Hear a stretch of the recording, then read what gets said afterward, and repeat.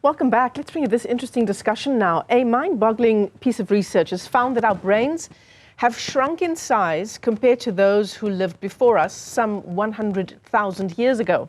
A recent study by a paleo-anthropologist and curator emeritus with the American Museum has found rapid brain expansion occurred independently in different species of primates and at different times across Asia, Europe, and Africa.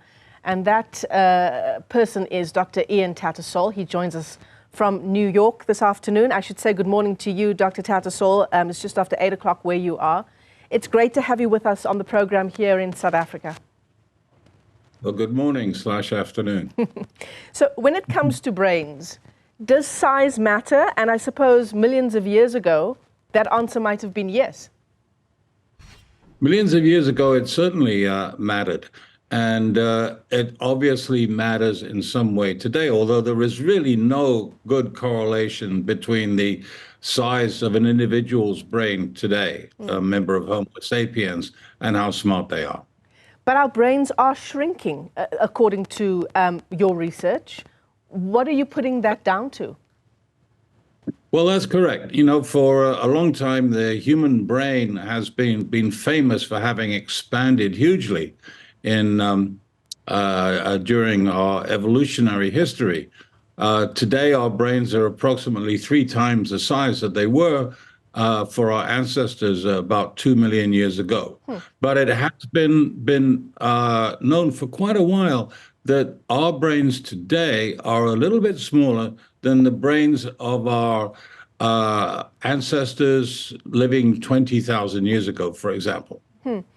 And what are we putting that down to? I see that, you know, in the article that we're referencing for this conversation, you're putting it down to, and correct me if I'm wrong, you're putting it down to the fact that we are better now at abstract thought, but there's also a discussion or a theory that it might also be part of climate change. There's been all kinds of ideas put forward for the recent shrinking of the human brain, and they go from climatic influences to behavioral instances to self-domestication and so on. But I think the probability is that our brains have shrunk because they become more efficient. That there seems to have been at around 100,000 years ago, and probably best documented in South Africa, by the way, a major change in the way in which humans interacted with the environment, which we, I think, can associate with a way in which there was a change of the processing of information in the brain due to better connections within the brain itself. And this, And I see one of the lines that you contributed to this article is brains are being reorganized to be metabolically more efficient. So essentially, sort of more bang for your buck.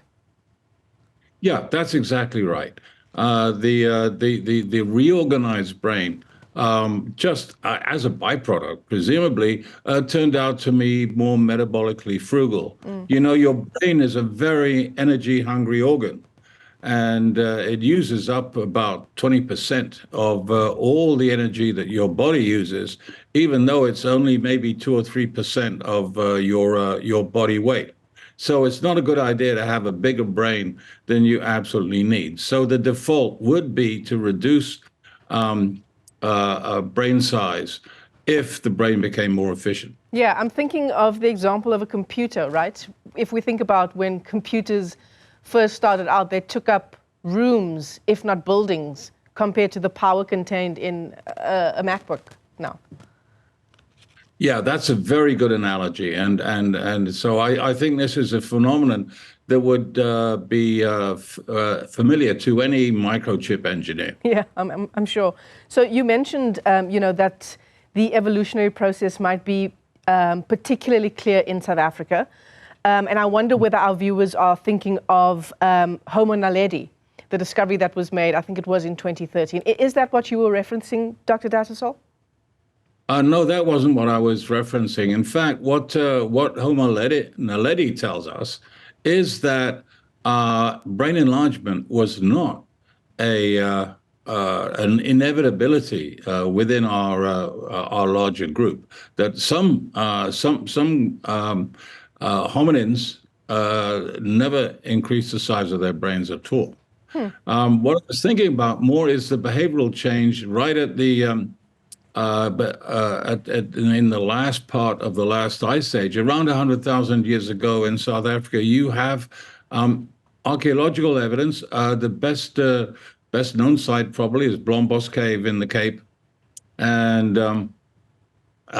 evidence for a behavioral change, evidence for people beginning to behave in a symbolic way, which they had not done before.